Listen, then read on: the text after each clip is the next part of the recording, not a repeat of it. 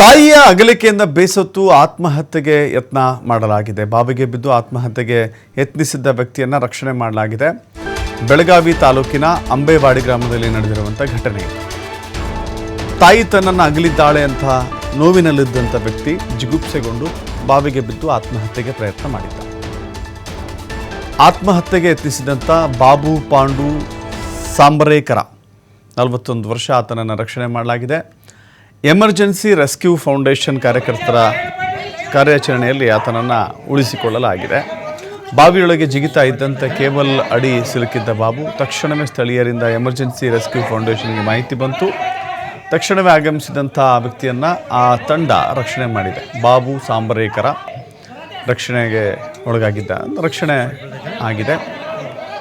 ರಕ್ಷಣೆ ವೇಳೆ ನನ್ನನ್ನು ಸಾಯಲು ಬಿಡಿ ಅಂತ ಹೇಳಿ ಆ ಬಾಬು ಗೋಗರಿತಾ ಇದ್ದ. 15 ದಿನಗಳ ಹಿಂದೆ ಅನಾರೋಗ್ಯದಿಂದ ಅವರ ತಾಯಿ ಮೃತಪಟ್ಟಿದ್ದರು. ತಾಯಿಯನ್ನು ಕಳೆದುಕೊಂಡು ಖಿನ್ನತೆಗೊಳಗಾಗಿದ್ದ ಬಾಬು ಸಾಂಬರೇಕರ ಬೆಳಗಾವಿ ಗ್ರಾಮೀಣ ಠಾಣಾ ವ್ಯಾಪ್ತಿಯಲ್ಲಿ ಈ ಘಟನೆ ಸಂಭವಿಸಿದೆ.